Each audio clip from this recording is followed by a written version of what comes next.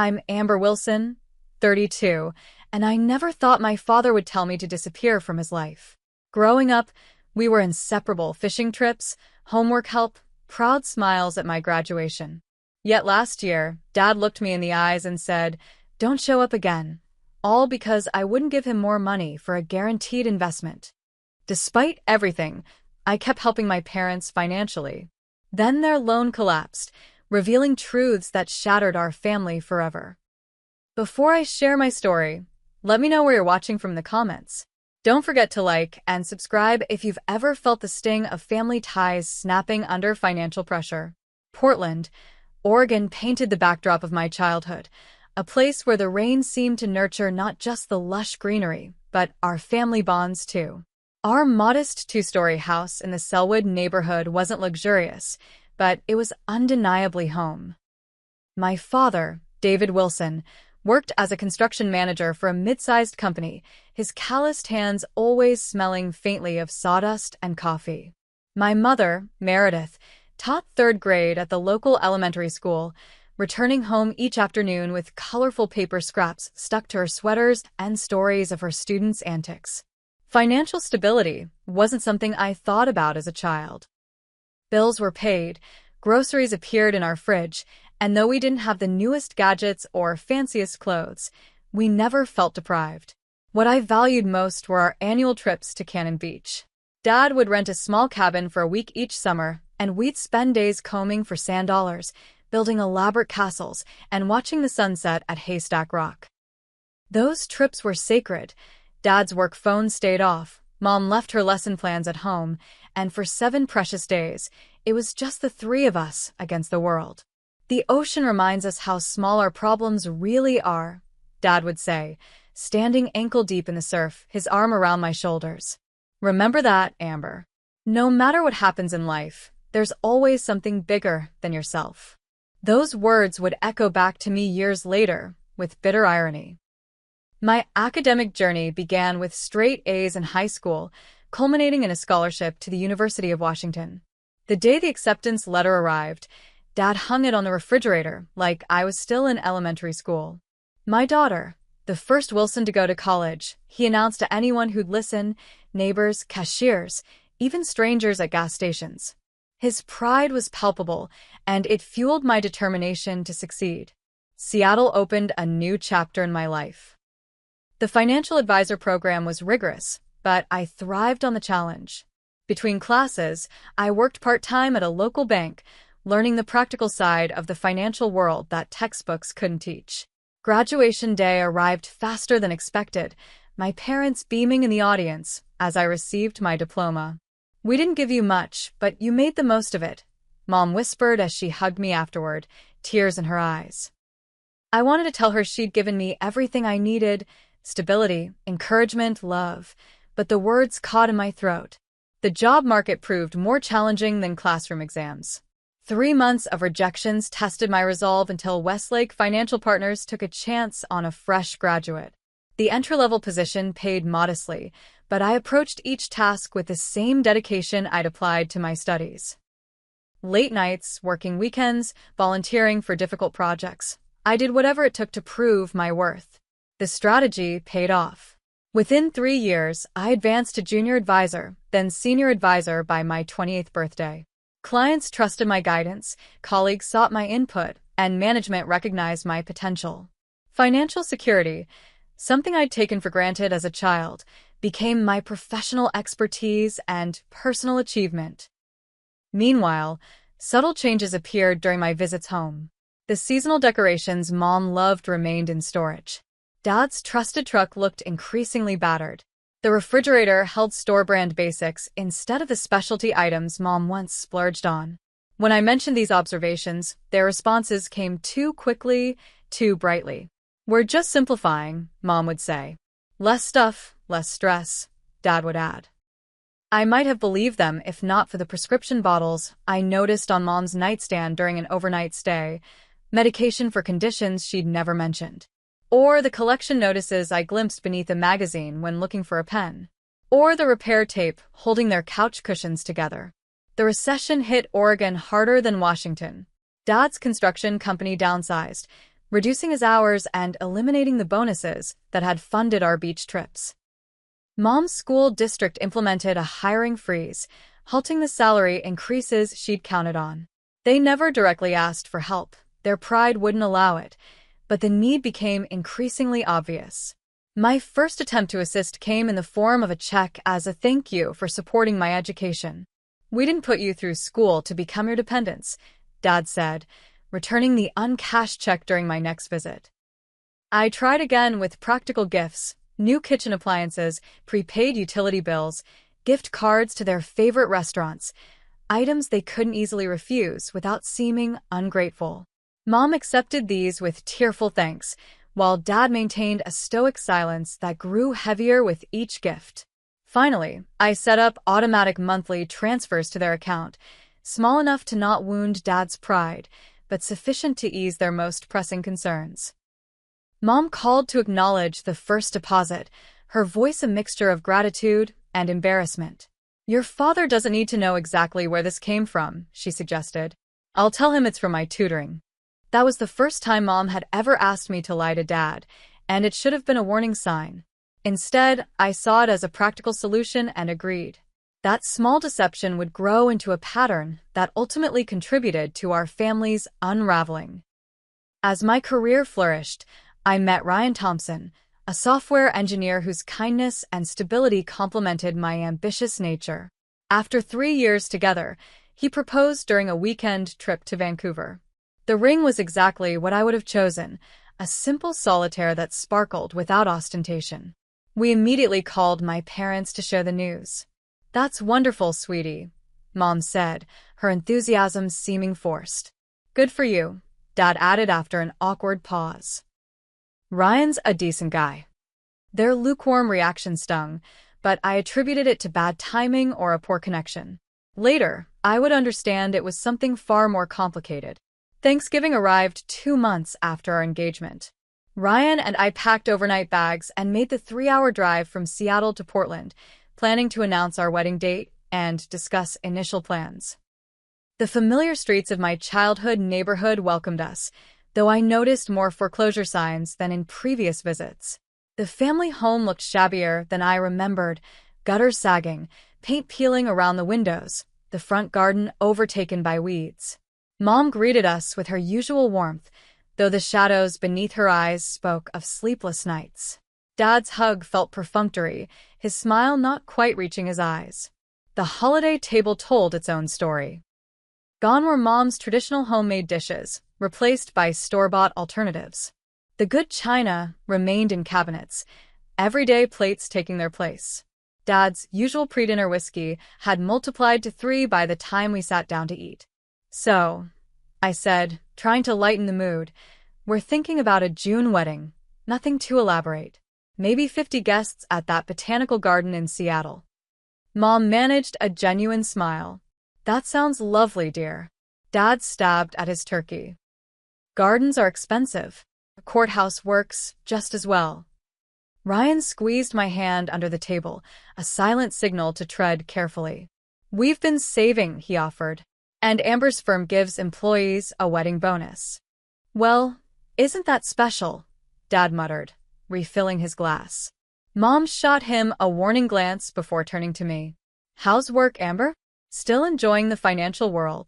"It's going really well," I replied, grateful for the subject change. "I just took on several new clients and my portfolio performance has been—" "Must be nice," Dad interrupted, "playing with other people's money while real workers lose everything." "David, please," Mom whispered. "What?" "She should know what's happening. Not everyone gets cushy office jobs and wedding bonuses." The room fell silent. Ryan studied his plate, while Mom blinked rapidly, fighting tears. I set down my fork, suddenly understanding the tension. "Dad, what's going on? What aren't you telling me?" The question hung in the air until Mom finally answered. "Your father lost his job 6 months ago. The company closed their Portland office." Dad glared at her. I was going to find the right time to tell her. "When?" Mom's voice rose uncharacteristically. "After they take the house? We're 3 months behind on the mortgage, Amber. The bank sent a final notice last week." The revelation hit like a physical blow. 3 months? Why didn't you say something sooner? I could have helped. We don't need charity, Dad snapped. It's not charity, it's family, I countered, professional calm deserting me. What about your savings? The emergency fund? Dad's laugh held no humor. Gone. Medical bills took everything. I turned to Mom, who avoided my gaze. What medical bills? Are you sick? Thyroid condition, then complications, she admitted. Insurance covered some, but the deductibles specialists. Her voice trailed off. I'm working part-time at the school as an aide, she continued after a moment. But it's not enough with the medications and mortgage. Ryan, who had remained silent, finally spoke. Mr. Wilson, Mrs. Wilson, Amber, and I can help. At least with catching up the mortgage, so you have breathing room to figure things out. Dad pushed back from the table. You think throwing money at us solves everything? That we need your handouts? Dad, I pleaded, it's not about handouts. It's about preventing a crisis. Let me pay the mortgage arrears, then we can sit down together and make a plan. A plan, he repeated flatly. You and your fancy financial plans. Mom reached for his hand. David, please. We need to be practical. The standoff lasted several tense moments before Dad's shoulders sagged in defeat. Fine. Do whatever you want. You will anyway. Relief mixed with hurt as I outlined an immediate plan. I would contact their mortgage company tomorrow, pay the overdue amount, and help them restructure their finances. Mom expressed tearful gratitude, while Dad nodded stiffly, excusing himself before dessert. Later, helping Mom with dishes, I asked the question weighing on me. Why didn't you tell me sooner? She concentrated on scrubbing a pot that was already clean. Your father, his pride, he didn't want you to think less of him. I could never think less of him, I said, meaning it despite the evening's tension. He's always been the provider. Suddenly needing help from his daughter, it's difficult for him to accept. I understood theoretically, but couldn't reconcile this with the practical reality of potentially losing their home. Still, Mom, 3 months behind? That's serious. I know, she whispered. I wanted to call you sooner, but each time I tried, he'd promised things would turn around. A job interview looked promising, or an old colleague mentioned an opportunity. She set down the pot, hands trembling. I should have been stronger, should have insisted. Ryan and I had planned to stay the entire weekend, but the atmosphere remained strained. Dad made passive-aggressive comments about city people and their easy money, each barb cutting deeper than he knew. When he suggested my success came from looking good in a skirt rather than actual financial acumen, I decided we needed to leave. We have an early meeting tomorrow, I lied, packing our bags Sunday morning instead of after dinner as planned. Mom didn't believe me, but didn't challenge the excuse. Thank you, she whispered as we hugged goodbye. For everything. Dad offered a curt nod from his armchair, eyes fixed on a football game he wasn't really watching. As we pulled away from the house, I fought back tears, wondering how the family that once seemed so unbreakable had developed such deep cracks. They'll come around, Ryan assured me, misreading my silence as concern about the money. Once they're back on their feet, your dad will see you were just trying to help. I nodded, wanting to believe him. The reality would prove far more complicated. The mortgage company agreed to waive some late fees after I paid the overdue balance and established automatic payments from my account. Next came the medical bills, a stack higher than I anticipated, revealing treatments and medications Mom had never mentioned. Some dated back years, suggesting her health issues had been a long-term concern kept hidden from me. Ryan helped me create a comprehensive spreadsheet tracking all payments, a system to organize the growing financial commitment to my parents. Between the mortgage, medical expenses, and a modest monthly stipend for groceries and utilities, almost 30% of my income now went to supporting them. We adjusted our own budget, postponing the kitchen renovation we'd planned and scaling back our wedding vision. It's temporary, I assured Ryan. Just until Dad finds work and they stabilize. He never complained, though I noticed him checking our joint accounts more frequently, a small furrow between his brows that hadn't been there before. Dad's job search proceeded with sporadic enthusiasm. He'd pursue a position aggressively for days, then grow discouraged by the lower salaries offered or the preference for younger workers with updated skills. Each rejection reinforced his narrative that the system was rigged against experienced workers like himself. Mom's health continued to require attention, new specialists, additional medications, tests that insurance deemed optional, but doctors called necessary. Each time she apologetically forwarded a bill, I paid it without comment, not wanting her to forgo treatment out of financial concern. Our phone conversations fell into a pattern.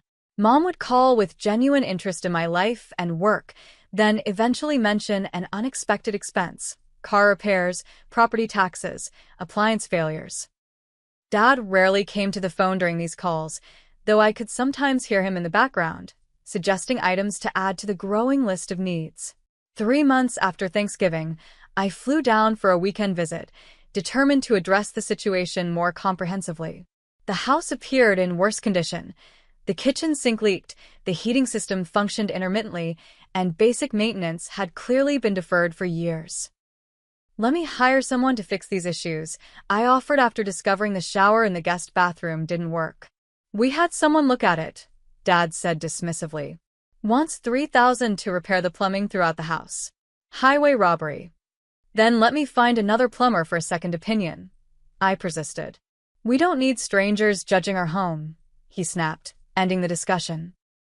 Later that evening, I noticed a delivery receipt for a high-end fishing rod, a $400 purchase made the previous week.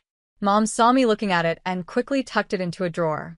"Your father needed something to keep his spirits up," she explained when Dad was outside. "The job search has been so demoralizing." I bit back my initial response, trying to understand how a man who couldn't afford home repairs justified such an extravagance. This wasn't the financially responsible father I'd grown up with, the man who taught me to save birthday money and research purchases carefully. The weekend visit revealed other concerning patterns. Despite their financial struggles, they still ordered takeout regularly. Dad maintained his premium cable package with sports channels. Mom continued her weekly hair appointments at a salon rather than considering more affordable options. When I gently suggested budget adjustments, Dad bristled. "We've worked hard all our lives. We're not giving up every small pleasure just because of a temporary setback." I returned to Seattle troubled and confused, sharing my observations with Ryan. "People have different relationships with money," he suggested kindly. "Maybe these small comforts help them cope with the bigger losses." "But I'm funding those comforts," I pointed out. "Money that could be going toward our future or helping them in more meaningful ways." The engagement party we'd planned for April became the next disappointment. 50 friends and family members gathered at our favorite Seattle restaurant, a private room decorated with photographs documenting our relationship. Everyone important to us attended, except my parents. The morning of the party, Mom called with apologies. "The car's making a terrible noise. Your father doesn't think it would make it to Seattle and back. I'll send a car service," I offered immediately. "Or buy you bus tickets. Whatever works." "Oh, that's too much trouble," she demurred. "We'll make it up to you next time we visit." I was hanging up, resigned to their absence, when a notification from my phone distracted me. A social media alert showing my cousin had tagged my parents in a post. The image showed them at a neighborhood barbecue, Dad manning the grill, Mom laughing with friends, the timestamp indicating it had been taken just an hour earlier. The betrayal stung more sharply than I expected. They hadn't even bothered to create a plausible excuse, or perhaps they'd forgotten how connected our extended family remained online. Either way, the message was clear: they'd chosen to avoid my celebration. The party proceeded without them. I smiled in photos, thanked guests for coming, and pretended their absence wasn't a gaping hole in the event. Ryan's parents drove from Tacoma, bringing thoughtful gifts and genuine enthusiasm for our future together. The contrast with my own parents' behavior couldn't have been more stark. 2 weeks later, I drove to Portland unannounced, determined to address the situation directly. The confrontation began the moment I walked through their door. You could have called, Dad said, clearly uncomfortable with my surprise appearance. Like you called to explain missing my engagement party? I countered, my professional composure abandoned. I saw the barbecue photos, Dad. You weren't having car trouble. Mom at least had the grace to look ashamed. We should have been honest with you. Yes, you should have. Just like you should be honest about how you're spending the money I send. Dad's expression hardened. You're keeping tabs on us now? Monitoring your investment. That's not fair, I said. I'm trying to help you get back on solid financial ground, but I can't do that if you're not transparent with me. The argument escalated until Mom finally intervened, suggesting we all take a breath. Over reluctant cups of coffee, the truth emerged in fragments. The mortgage payment for February, which I had covered, had never reached the bank. Instead, Dad had used the funds as a down payment on a used fishing boat, convinced he could generate income by taking tourists on Columbia River excursions. The tour business will pay for itself within months, he insisted, showing me hastily sketched business plans. I just need to get it licensed and ready for summer tourists. The boat, currently parked at a friend's property, had yet to generate a single booking. Meanwhile, the mortgage company had called me directly about the missed payment, creating awkward questions at work about my own financial reliability. This can't continue, I said finally. I want to help you, but not if you're making financial decisions that dig you deeper into trouble. The conversation ended with strained reconciliation. Dad grudgingly agreed to sell the boat and focus on conventional job opportunities. Mom promised better communication about their needs and spending. I committed to continuing support while they regained stability, though with clearer boundaries and expectations. Driving back to Seattle that evening, I called Ryan, emotionally exhausted. I don't know if I'm helping them or enabling them at this point. You're doing what any loving daughter would do, he assured me. But maybe we need to consider more structured assistance. His suggestion, consulting a financial counselor who specialized in family support situations, seemed reasonable, though I doubted my parents would agree to such intervention. The seed was planted, however, and would later prove crucial when the situation deteriorated further. Wedding planning should have been a joyful distraction from family tensions, but each decision became colored by financial considerations and the uncertain dynamics with my parents. The botanical garden venue required a substantial deposit 6 months in advance. The guest list remained in flux as I wavered between a larger celebration and a more intimate gathering. What kind of flowers do your parents like? The florist asked during our consultation. We could incorporate them into your mother's corsage and father's boutonniere. I realized I didn't know the answer. Such details had never seemed important in our practical household. When I called Mom to ask, her response was vague and disinterested. Dad didn't come to the phone at all. Their lack of enthusiasm extended beyond flowers. Mom declined to shop for a mother-of-the-bride dress, saying she'd find something in her closet. Dad didn't respond to emails about father-daughter dance songs. When Ryan's mother organized a small bridal shower, my parents sent a gift but didn't attend, citing distance though Ryan's relatives had traveled twice as far. They're going through a difficult time, I reminded myself, trying to suppress my growing resentment. But watching Ryan's family embrace wedding traditions with genuine joy highlighted everything missing from my own experience. The breaking point arrived unexpectedly on a Tuesday evening in May, 3 months before our wedding date. Dad called as I was preparing dinner, his voice animated with excitement I hadn't heard in years. Amber, I've found it, the opportunity that will turn everything around. His breathless explanation tumbled out in fragments. An old colleague from the construction industry, Thomas Jenkins, had approached him about investing in a new venture. Thomas had secured contracts to renovate several foreclosed properties for resale, a business capitalizing on the housing market's slow recovery. He needed investors to purchase materials and hire crews, promising returns of 15% within 6 months. He only has space for 3 investors, Dad continued. And he thought of me because of my industry experience. I could even work on the projects myself, earn a salary plus investment returns. My financial advisor instincts immediately activated. Have you seen the business plan? The contracts? Proof of Thomas's current financial standing? This isn't some Wall Street scheme, Dad said dismissively. It's real work on real properties. Thomas showed me the houses himself. That's not what I asked, Dad. Any legitimate investment opportunity should come with proper documentation. His tone cooled. I thought you'd be happy for me. This solves everything, gets me working again, provides income beyond just a salary, uses my expertise. I softened my approach, recognizing his need for purpose as much as profits. It might be a great opportunity. I'd just like to review the details before you commit. A pause followed, then the real reason for his call emerged. The buy-in is $75,000. Each investor gets equal shares. The amount took my breath away. Dad, that's not something I can just write a check for. That's more than I've sent you in total over the past year. It's an investment, not a handout, he insisted. You get your money back with interest. And isn't helping family what you're always talking about? This is your chance to make a real difference, not just patch holes in our budget. The conversation continued for an hour, his initial enthusiasm giving way to emotional manipulation when he met resistance. He reminded me of sacrifices made for my education, opportunities they provided, family obligations. When I continued to express concerns about the lack of documentation, he suggested my financial expertise was theoretical rather than practical and that I didn't understand real-world business opportunities. If you can spend thousands on flowers and fancy venues, you can invest in your own father's future, he said finally.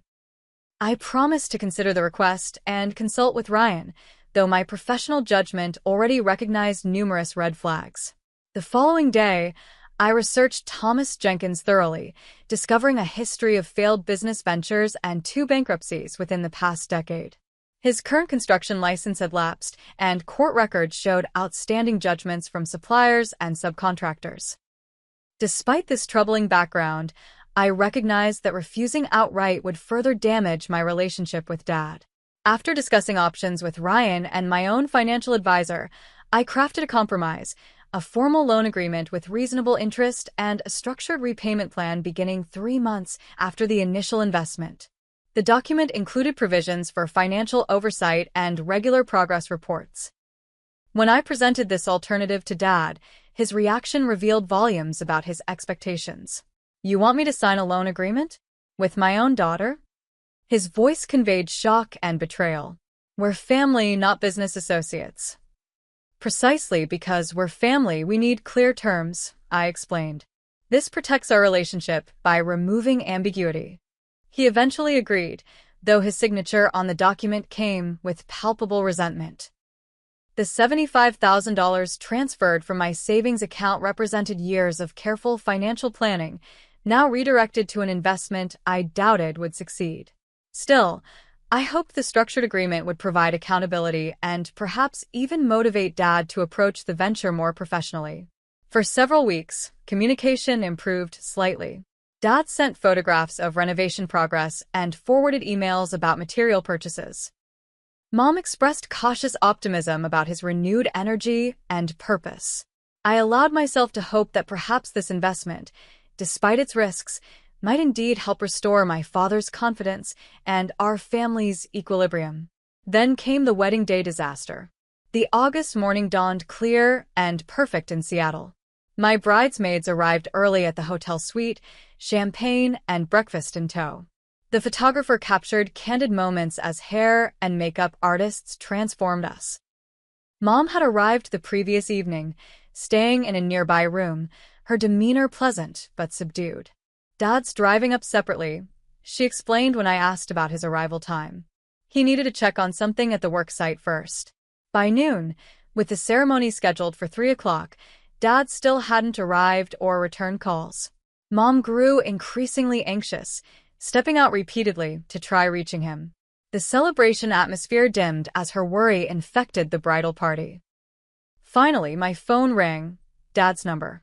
I answered immediately, stepping into the bathroom for privacy. Where are you? Mom's worried sick. His voice sounded strained, traffic noise in the background. I'm still in Portland. There's been a situation with the project. What? You're supposed to be here, Dad. I'm getting married in 3 hours. I know, and I'm trying to resolve this quickly. Thomas had an emergency with one of the properties, a water main break that's threatening the foundation.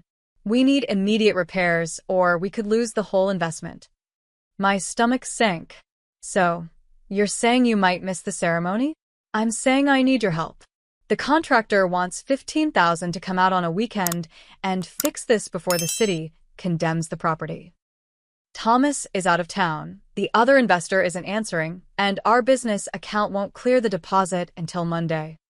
The request hung between us, its implications crystal clear. You're asking me for more money? Today? On my wedding day? I wouldn't if it wasn't an emergency, he insisted. This is about protecting your investment too. If this property gets condemned, we lose everything we've put into it. The suite outside the bathroom door hummed with activity. Friends laughing, music playing, champagne corks popping. My wedding dress hung by the window, catching sunlight through delicate lace. Two worlds collided in that moment. The joyful future I was stepping into and the troubled past that refused to release its grip. Dad, I can't deal with this today. Whatever's happening with the property will have to wait until tomorrow. By tomorrow the basement could be underwater and the foundation compromised, he countered. I'm not asking for a gift, just an emergency loan. I'll add it to our agreement. No, I said firmly, surprising myself with the clarity of my refusal. Not today. Today you need to be my father, not a business partner with an emergency. Get in the car and drive to Seattle. We'll figure out the property situation after the wedding. Silence stretched between us. Then his voice turned cold. If this investment fails because you wouldn't help, that's on you. $75,000 down the drain because you're too selfish to help your own family in a crisis. That's not fair, I began, but he interrupted. You know what? If your wedding is more important than your parents' financial survival, fine. Make your choice. But don't expect me to pretend everything's okay by smiling in your photographs and dancing at your reception. What are you saying? His ultimatum came without hesitation. Either wire the money within the hour, or don't show up at our house again. I'm done being your charity case. Shock rendered me momentarily speechless. When I found my voice, it emerged steady despite the emotions roiling beneath. I love you, Dad, but I won't be manipulated, especially not today. I hope you'll reconsider and join us, but I understand if you can't. I ended the call before he could respond, hands shaking as I set down the phone. Taking a moment to compose myself, I returned to the bridal suite, where Mom immediately recognized something was wrong. Taking her aside, I explained the situation in hushed tones. Horror crossed her face as I recounted Dad's ultimatum. He can't mean that, she whispered. Let me call him. She stepped out, returning 10 minutes later with reddened eyes and a forced smile. He's not coming. I'm so sorry, sweetheart. The ceremony proceeded without my father. Mom walked me down the aisle, her small frame straight with determination despite the whispers about Dad's absence. When the minister asked who gives this woman in marriage, her voice wavered but didn't break. I do, on behalf of our family. Ryan's eyes held nothing but love as we exchanged vows, his steady presence an anchor amid emotional turbulence. We danced, cut cake, and thanked guests, a perfect celebration by all outward appearances. Only those closest to me recognized the grief beneath my smile or understood why the father-daughter dance was quietly removed from the program. Mom left immediately after the reception, citing a headache but clearly desperate to return home and address the situation with Dad. Her parting hug conveyed volumes: apology, solidarity, heartbreak. He loves you, she whispered. He's just lost himself somewhere along the way. As our wedding night began, Ryan held me while I finally released the tears I'd suppressed all day. I don't know who my father is anymore, I confessed. And I don't know how to help someone who keeps rejecting me. We'll figure it out, Ryan promised, though neither of us understood yet how complicated that process would become. Hawaii embraced us with gentle breezes and azure waters, a paradise designed for newlywed bliss. Our resort suite overlooked the ocean, palm trees framing a view straight from travel magazines. Under different circumstances, the honeymoon would have been perfectly idyllic. Reality intruded despite our best efforts. I checked my phone compulsively, hoping for a message from Dad, an apology, an explanation, anything to indicate his cruel ultimatum had been spoken in the heat of the moment rather than genuine sentiment. None came. Mom texted daily with generic updates, carefully avoiding mention of the wedding day disaster or Dad's current state of mind. Ryan noticed my distraction but didn't press, instead finding small ways to pull me back into our shared experience: surprise picnics on secluded beaches, couples massages, midnight swims beneath the stars. His patience and understanding only highlighted the toxic dynamics I'd been navigating with my family. "You deserve better," he said one evening as we watched the sunset. "Your parents are adults responsible for their own choices. You've gone above and beyond what most children would do." Intellectually, I knew he was right. Emotionally, I remained entangled in obligation and guilt, decades of family identity not easily discarded. "We'll address it when we get home," I decided, making a conscious effort to be present for the remainder of our trip. "They've survived this long without me fixing everything. Another week won't matter." That resolution lasted until our third-to-last day in Hawaii, when an urgent email from my cousin Stephanie arrived with a link to the Portland Business Journal. The headline instantly shattered my honeymoon bubble: "Local contractor facing fraud charges in house flipping scheme." The article detailed allegations against Thomas Jenkins, accused of collecting investment funds for renovation projects while performing minimal work and siphoning money for personal expenses. Properties remained largely untouched despite investor funds being depleted. At least 6 families had filed complaints, with total losses estimated at over $500,000. My hands trembled as I read the details, recognizing the exact scenario I'd feared when Dad first mentioned the opportunity. The emergency on my wedding day had likely been fabricated, another attempt to extract funds for a failing scheme. The $75,000 I'd provided was almost certainly gone. Ryan read over my shoulder, his arm tightening around me. "I'm so sorry, Amber. Do you want to go back early?" I considered the option briefly before shaking my head. "There's nothing I can do right now that can't wait until we return as scheduled. Let's not give this situation more power than it already has." We completed our honeymoon with a shadow hanging over us, though I made genuine efforts to appreciate our remaining time together. The flight back to Seattle felt like a transition not just from vacation to reality, but from one chapter of my life to another, marriage beginning as family relationships unraveled. 3 days after our return, as I settled back into work routines, our apartment doorbell rang unexpectedly. Through the peephole, I saw Mom standing alone, her appearance shocking me into momentary immobility. Always meticulously groomed, she now looked disheveled and exhausted, hair uncombed, wearing mismatched clothes that hung loosely on her frame. "Mom," I opened the door, instantly concerned. "What happened? Why didn't you call first?" She stepped inside, clutching her purse like a shield. "I didn't want you to tell me not to come." The living room felt suddenly small as she perched on the edge of our sofa, declining offers of tea or water. Her hands twisted nervously in her lap, wedding ring rotating around a finger that had grown too thin for it. "Your father doesn't know I'm here," she began, voice barely above a whisper. "He'd be furious if he found out." "Is he hurt? In trouble?" She gave a hollow laugh. "Both, I suppose, though not in the ways you might think." The story emerged gradually, painful truths extracted like splinters buried deep in flesh. The investment with Thomas Jenkins had indeed collapsed spectacularly. The promised contracts had been greatly exaggerated or completely fabricated. The properties shown to investors required far more extensive renovation than disclosed, many having structural issues that made them financial sinkholes rather than opportunities. "The police interviewed your father yesterday," Mom said. "They don't think he was involved in the fraud, just another victim, but all the money is gone. Thomas apparently left the state last week." I absorbed this information with a strange sense of detachment. The loss was significant, but not surprising given the red flags I'd identified from the beginning. "I'm sorry about the investment," I said carefully. "But we can recover from financial setbacks. That doesn't explain why you're here looking like you haven't slept in days. Mom's composure cracked, tears spilling onto her cheeks. It's not just the investment, Amber. It's everything. The house is in foreclosure again. We have 60 days before they auction it. Your father. Her voice broke completely.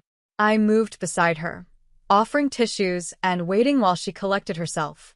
Your father has a gambling problem, she finally admitted. It started years ago, small bets on sports games. I thought it was just a hobby. Then he began visiting casinos when traveling for work, taking cash advances on credit cards, borrowing from friends. Each revelation hit like a physical blow. The father who had taught me financial responsibility, who had checked my math on savings account interest calculations, who had warned about the dangers of debt, that man had been living a double life of addiction and deception. How long? I asked, mind racing through years of interactions, searching for signs I'd missed. At least 10 years, she confessed. It got worse after he was demoted during the first round of company cutbacks. The stress, the blow to his pride. He said gambling made him feel in control again. The timeline aligned with subtle changes I'd noticed during college visits home. Dad's increased irritability, Mom's heightened anxiety, unexplained tensions when financial topics arose. What I'd attributed to normal family evolution had actually been the progressive impact of a hidden addiction. The job loss last year wasn't just company downsizing, Mom continued. He was fired for borrowing money from a client. They agreed not to press charges if he left quietly. The deceptions multiplied. Dad's construction company hadn't downsized. He'd been terminated for ethical violations. The medical bills weren't primarily for Mom's thyroid condition but included treatments for Dad's stress-related health issues and one emergency room visit after he'd passed out at a casino. The family home hadn't fallen into disrepair from normal aging but from systematically redirecting maintenance funds to gambling debts. Why didn't you tell me? I asked, hurt competing with concern. All those times, I asked what was really going on. Mom's shoulders hunched with shame. At first, I thought I was protecting our family's privacy, maintaining dignity. Then it became about protecting you from disappointment in your father. Eventually, I was so tangled in lies that the truth seemed impossible to share. Her gaze finally met mine, eyes hollow with exhaustion. I've enabled his addiction for years, making excuses, covering for him, pretending everything was fixable. I was wrong and I'm sorry. The apology felt simultaneously insufficient and overwhelmingly sincere. This woman who had shaped my earliest understanding of marriage and partnership now sat before me, acknowledging her role in a dysfunctional system that had nearly destroyed our family. What's happening now? I asked, moving into problem-solving mode to manage my own emotional turmoil. The immediate crisis, beyond the investment collapse and foreclosure notice, was Dad's refusal to acknowledge his gambling addiction despite overwhelming evidence. The wedding day emergency had actually been a substantial gambling loss disguised as a business need. When funds weren't forthcoming, he'd spiraled further, taking cash advances against their remaining credit card to chase his losses. He's not the man I married anymore, Mom whispered. Not the father you remember. When he saw me gathering financial documents after the police left, he accused me of spying on him, plotting against him.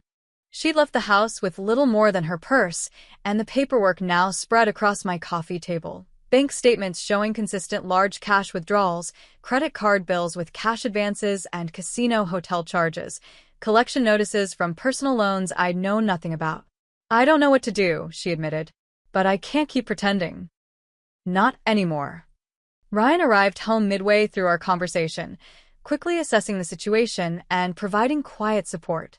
His software engineer's methodical mind helped organize the chaotic financial information into comprehensible categories, while his compassion created space for Mom's continued emotional revelations. That evening, we faced difficult realities. Mom couldn't return home immediately, not with Dad in his current volatile state. She would stay in our guest room temporarily. The foreclosure required immediate professional intervention beyond what I could provide personally.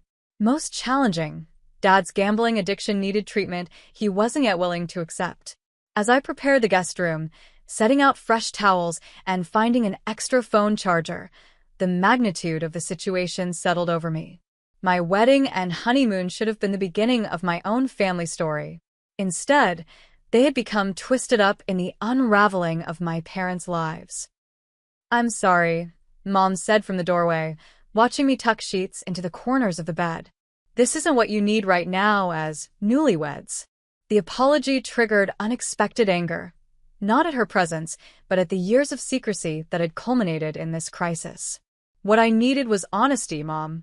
Years ago, when something might have been done before it got this bad." She nodded, accepting the rebuke without defense. "You're right. Fear makes cowards of us all." Later that night, after Mom had gone to bed, Ryan and I sat at our kitchen table, the scattered financial documents telling a story of systematic deception and deterioration. "What do you want to do?" he asked simply. The question carried multiple dimensions about Mom's situation, Dad's addiction, the foreclosure, the lost investment, our own financial future now compromised by these entanglements. "I don't know," I admitted. Professionally, I advise clients in financial crises every day. But this is different. It's personal and messy, and there's no clean solution. Ryan reached across the table, taking my hand. "We don't have to figure it all out tonight. But whatever you decide, we'll face it together."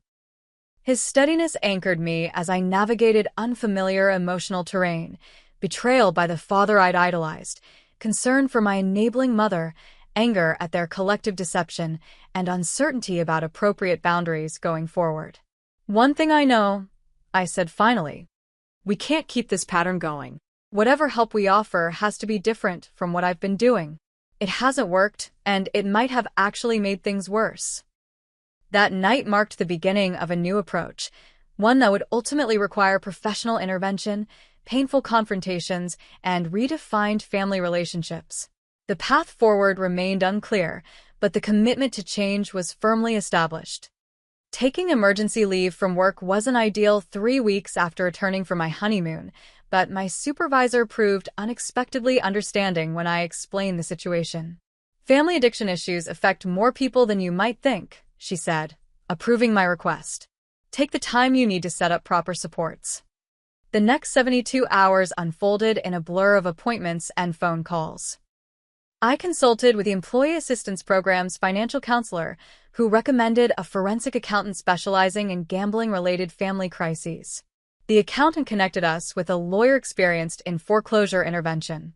The lawyer suggested a family therapist who worked with addiction specialists. Each professional represented a piece of the comprehensive response needed to address my parents' multi-layered crisis. Each also reinforced a crucial message.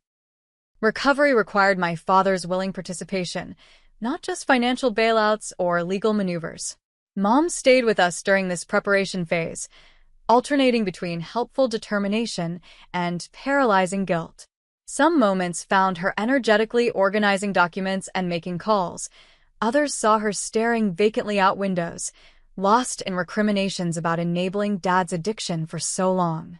"I should have confronted him years ago," she repeated during one such episode. "When the amounts were smaller, when he still had his job, when he might have listened." "You can't change the past," Ryan reminded her gently. "But you're taking steps now, and that matters." Dad, meanwhile, maintained minimal contact. His text messages to Mom veered between angry accusations and manipulative apologies, a pattern the addiction counselor identified as typical for someone unwilling to acknowledge their problem. He ignored my calls entirely, his ultimatum from the wedding day apparently still in effect. By the 4th day, we had assembled what Ryan dubbed our intervention team: the financial counselor, addiction specialist, family therapist, and lawyer. Together, we developed a structured approach to address both the immediate financial emergency and the underlying addiction. "We need to be clear about conditions," the addiction specialist emphasized during our planning session. "Financial help must be contingent on treatment participation. Otherwise, you're simply funding the next gambling episode." The plan required me to adopt a mindset contrary to my nature, setting firm boundaries with strict consequences rather than providing unconditional support. Professional expertise helped me understand this wasn't cruelty, but necessary structure for potential recovery. On Friday morning, our team arrived at my parents' home in Portland, having coordinated with Mom to ensure Dad would be present. She had told him only that financial advisors were coming to discuss the foreclosure situation, omitting details about the intervention nature of the meeting. The house I'd grown up in seemed diminished somehow, neglect evident in overgrown landscaping and peeling paint. Dad answered the door with suspicious eyes, his appearance shockingly changed in the weeks since I'd last seen him. Weight loss had hollowed his cheeks, and several days stubble-peppered his normally clean-shaven face. "What's all this?" he demanded, noting the group entering his living room. "I thought we were meeting a bank representative." Mom stepped forward, voice steadier than I'd heard recently. "David, we need to talk about everything that's happening. All of it, not just the foreclosure." His gaze darted between faces, lingering on mine with something between resentment and shame. "You brought your daughter to witness our humiliation? Perfect. I'm here to help, Dad," I said calmly, the script we'd prepared guiding my words. "We all are. But real help means addressing the real problems." The addiction specialist took over, introducing himself and explaining the purpose of the meeting. Dad's expression hardened as understanding dawned. "This is an intervention? You think I'm some junkie needing rehab? Gambling addiction is a recognized disorder," the specialist explained evenly. "And yes, treatment approaches share similarities with substance addiction programs." Dad turned to Mom, betrayal etched in his features. "You told them private things? Family business." "I told them the truth," she replied, hands trembling but voice firm. "Something we should have faced together years ago." What followed was the most difficult 3 hours of my life. The financial counselor presented documentation of gambling patterns spanning a decade, bank withdrawals coinciding with casino visits, credit card cash advances, loans from increasingly questionable sources. The total amount lost exceeded $200,000, not including the recent investment scheme. "That's my money to spend," Dad insisted when confronted with the evidence. "Not when it affects your family's security," the counselor countered. "Not when it's borrowed or taken under false pretenses." The lawyer outlined the foreclosure situation, worse than we'd initially understood. The mortgage company had already scheduled an auction date, with prospects for postponement limited by previous modification attempts. "There are options," she explained, "but they require immediate action and complete financial transparency going forward." Throughout these presentations, Dad's defenses cycled through predictable patterns: denial, minimization, deflection, anger. He characterized gambling losses as business investments and entertainment expenses. He blamed the economy, unscrupulous casinos, and unsupportive family for his financial troubles. When those arguments failed, he attacked us personally. "Easy for you to judge from your fancy Seattle job," he snapped at me during one exchange. "You have no idea what real pressure feels like." "This isn't about judgment," I responded, sticking to our prepared approach. "It's about getting appropriate help for a situation that's hurting everyone, especially you." The addiction specialist skillfully redirected such moments, maintaining focus on the core issues rather than allowing emotional tangents to derail the intervention. Each professional presented their assessment directly but compassionately, acknowledging the pain while refusing to endorse the deceptions. Finally, we reached the crucial moment, presenting conditions for my financial assistance moving forward. The forensic accountant had prepared a comprehensive plan addressing immediate crises and long-term recovery, with my financial support contingent on specific commitments from both parents. "We can stabilize the housing situation," I explained, "but only with these conditions in place." The requirements included: 1. Dad entering a structured gambling addiction treatment program. 2. Both parents participating in financial counseling. 3. All accounts becoming transparent and jointly managed. 4. A repayment plan for the previous loan, even if nominal. 5. Regular family therapy sessions to rebuild trust and communication. Mom nodded agreement as each condition was presented. Dad's expression darkened further. "So you're using money to control us," he concluded. "Blackmailing your own father." "No," The family therapist interjected. These are boundaries, not threats. Amber is offering substantial help, but with structures that ensure the help actually solves problems rather than enabling their continuation. And if I refuse your conditions? Dad challenged, looking directly at me. The moment I dreaded had arrived, articulating consequences that weren't empty threats. The addiction specialist had prepared me for this critical juncture, emphasizing that recovery rarely begins without clear understanding of what's at stake. Then I'll still help Mom with her needs, I said steadily, but I won't provide funds that might enable continued gambling. And I won't contribute to financial arrangements where there's no accountability. You'd let us lose the house? After everything we did for you? The guilt tactic that had worked so effectively in the past now met prepared resistance. I'm offering a way to address the house situation that includes treatment for the underlying problem. That's the most meaningful help I can give. His explosion came then. Accusations of betrayal, reminders of parental sacrifices, declarations that I'd abandoned family loyalty for cold financial logic. The verbal assault continued until Mom finally intervened. David, stop. Her voice cut through his tirade with unexpected authority. Listen to yourself. This is our daughter, who's trying to help despite how badly we've hurt her.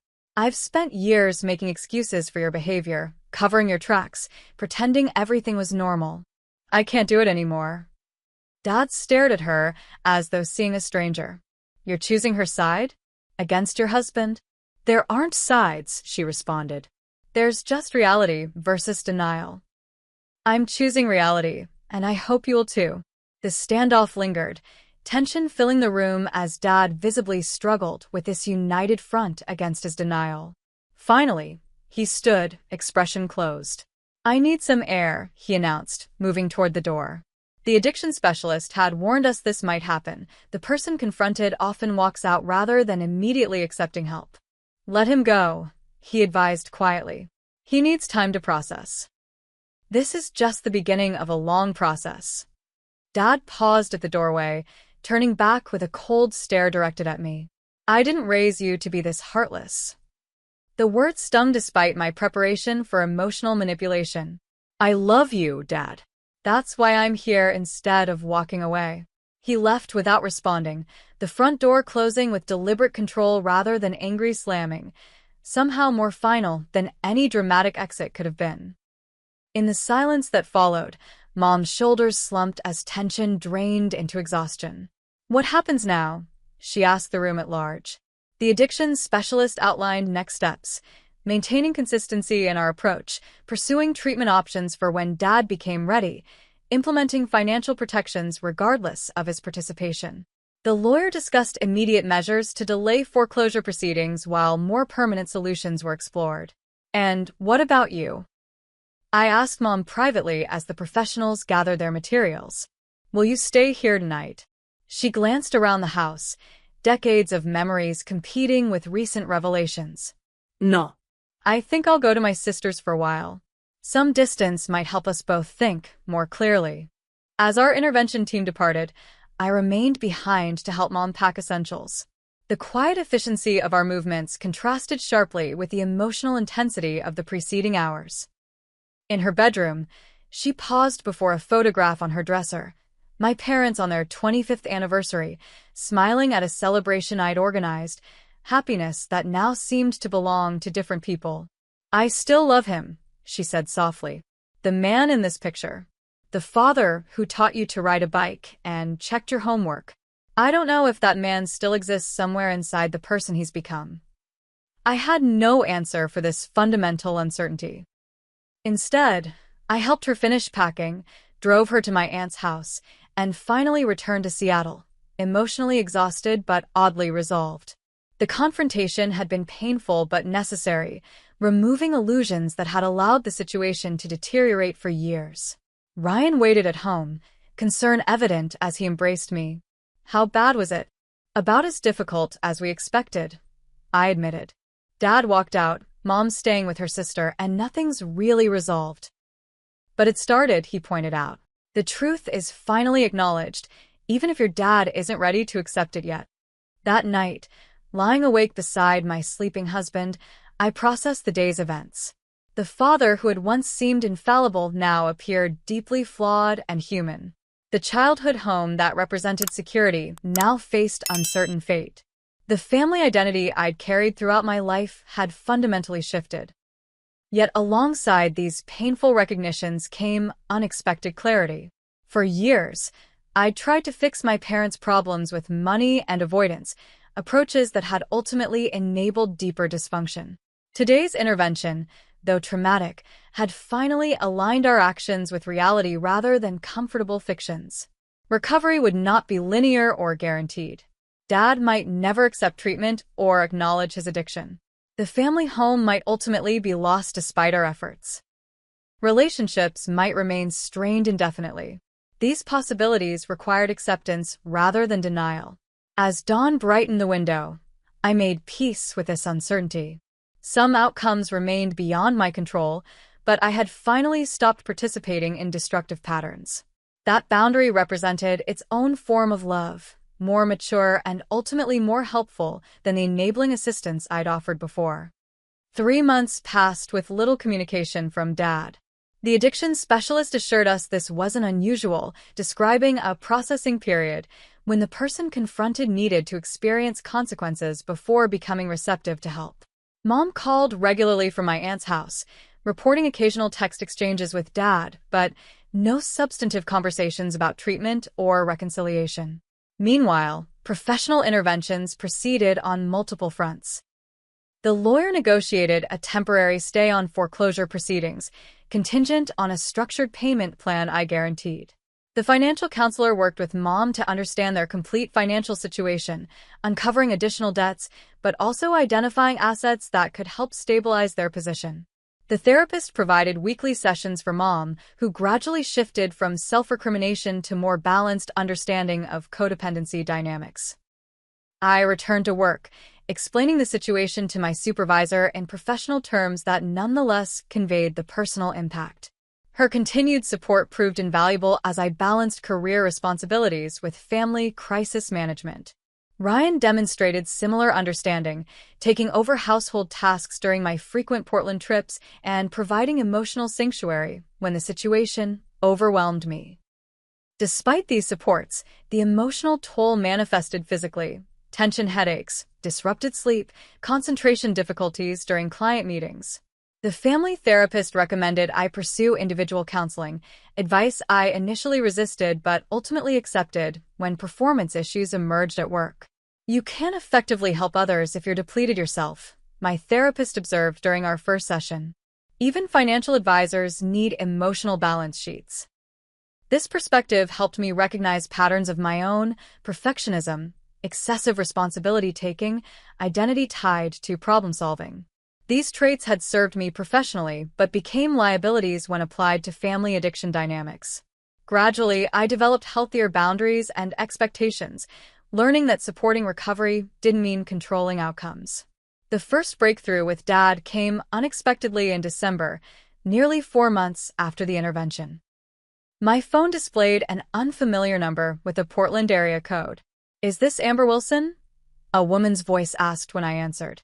"Yes," I confirmed cautiously. "This is Patricia Lawson, counselor at Oregon Recovery Center. Your father, David Wilson, has given permission for me to contact you." The addiction center wasn't one we'd recommended, but her explanation revealed Dad had found it independently after hitting bottom, financially and emotionally. He'd been in residential treatment for 2 weeks, having finally acknowledged his gambling addiction after another significant loss left him unable to pay rent on his apartment. "He's doing intensive work," the counselor explained. "Part of his recovery involves making amends where possible. He's asked if you would consider a supervised family session next week." The request simultaneously sparked hope and anxiety. The family therapist advised cautious optimism, emphasizing that recovery included relationship repair, but also warning against unrealistic expectations from early progress. The meeting took place in a neutral setting, a coffee shop near the treatment center. Dad arrived with his counselor, his appearance notably improved from our last encounter.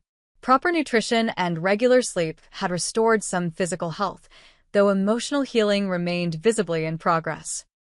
Our conversation began awkwardly, polite formalities masking deeper uncertainties. The counselor guided us skillfully, creating space for Dad to practice new communication skills while ensuring I maintained appropriate boundaries. "I've been unfair to you," he admitted after preliminary exchanges. "For years, not just at the wedding. I blamed you for setting boundaries I should have set for myself." The acknowledgement, though limited, represented significant progress from previous interactions. He struggled visibly with direct apology, pride still competing with recovery principles, but managed to express regret for specific incidents without defensive qualifications. "The investment scheme was my responsibility," he stated plainly. "I didn't do proper research because I was desperate for a quick solution. Then I tried to manipulate you for more money rather than facing the consequences." I maintained the balanced approach recommended by my therapist, acknowledging his efforts without either dismissing past harm or holding it as an insurmountable barrier. When the session ended, we agreed to further meetings as his treatment progressed, establishing gradual reconnection rather than immediate restoration. "It's strange," I told Ryan afterward. "Part of me wants to immediately trust that everything's fixed, while another part remains deeply skeptical." "Both reactions make sense," he observed. "Trust gets rebuilt in small increments, not grand gestures." Over subsequent months, incremental changes accumulated across multiple dimensions of the family crisis. Mom found part-time work at a community college library, the flexible schedule accommodating her ongoing health needs while providing modest income and renewed purpose. Dad completed residential treatment and transitioned to intensive outpatient programming, securing entry-level work at a hardware store, significantly below his previous construction management position but aligned with treatment recommendations to reduce stress during early recovery. The family home could not be saved despite our efforts. The accumulated debt and missed payments created a mathematical impossibility that no payment plan could overcome. This outcome, once unthinkable, became a necessary step towards sustainable financial recovery.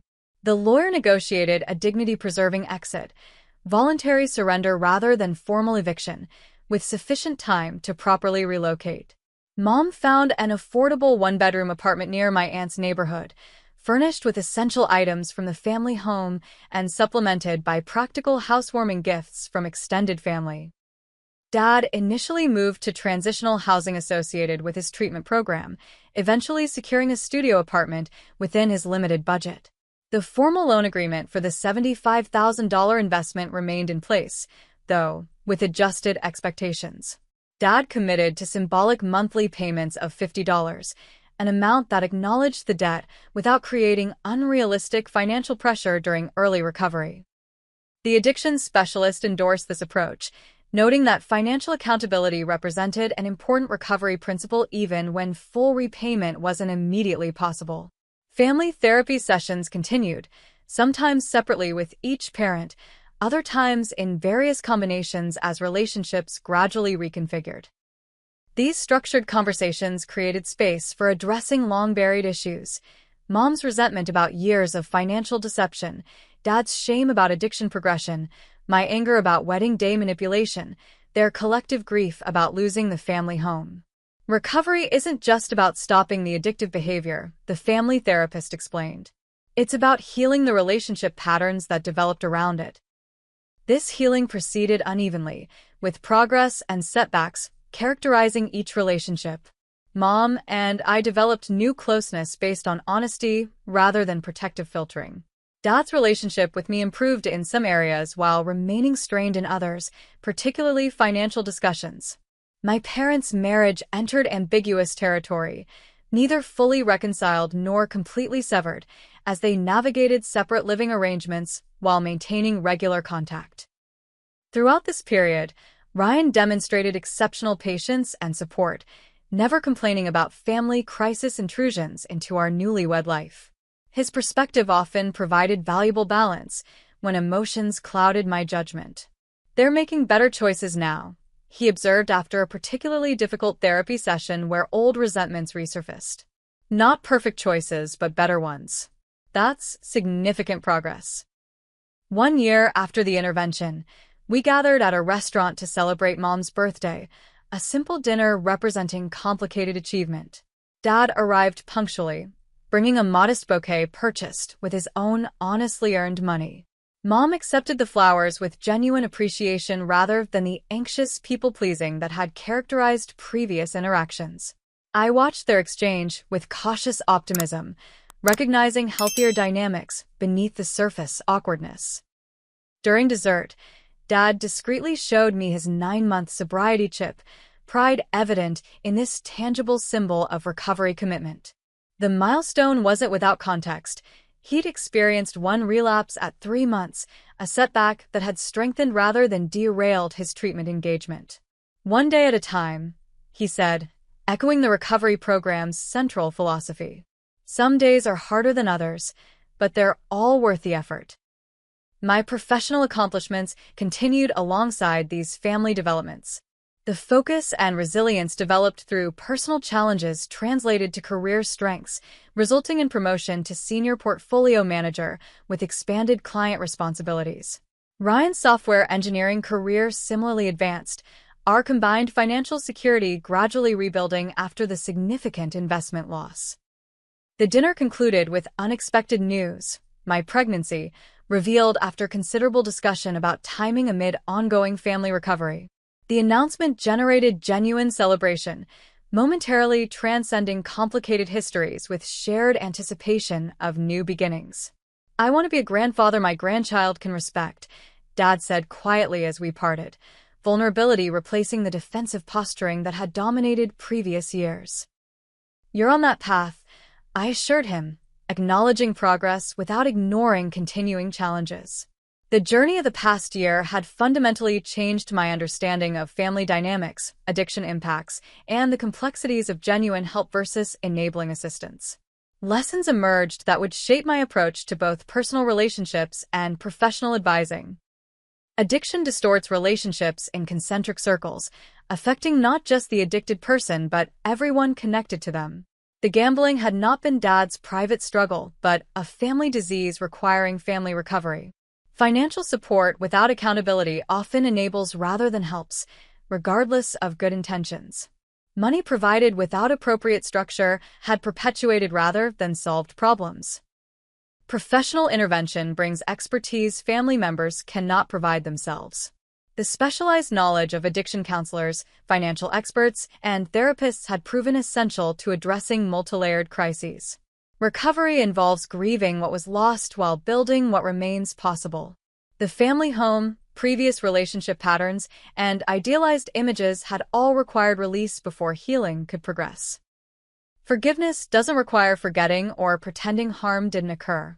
Balancing accountability with compassion remained an ongoing practice rather than a single decision point.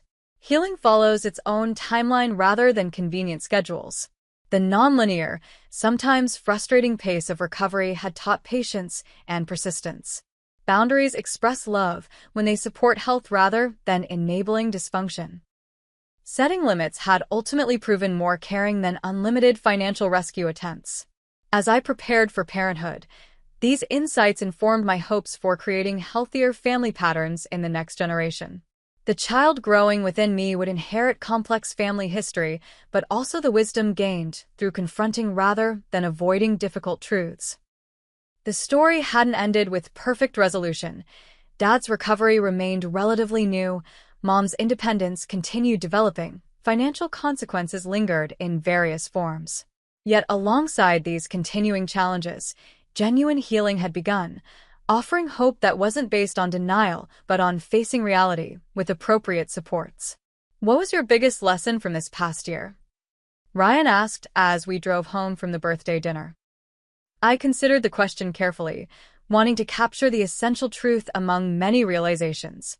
"That love sometimes requires making the harder choice," I finally answered. "Not the comfortable one or the immediately pleasing one, but the one that honors truth and supports actual health, even when it feels terrible in the moment." The wisdom seemed inadequate for the complexity we'd navigated, yet it represented a fundamental shift in my approach to both family relationships and life challenges. Sometimes the most loving action isn't the easiest or most obvious, but the one that respects reality while maintaining connection through difficult truths. Have you ever had to make a difficult decision because it was the right thing to do, even when it hurt? Or supported someone you love through addiction or financial hardship? Share your experience in the comments below. Your story might help someone facing similar challenges right now. Don't forget to like and subscribe if this story resonated with you, and share it with anyone who might need to hear that setting boundaries with family is sometimes the most loving thing you can do. Thank you for listening, and remember, healing is possible even after the most painful betrayals.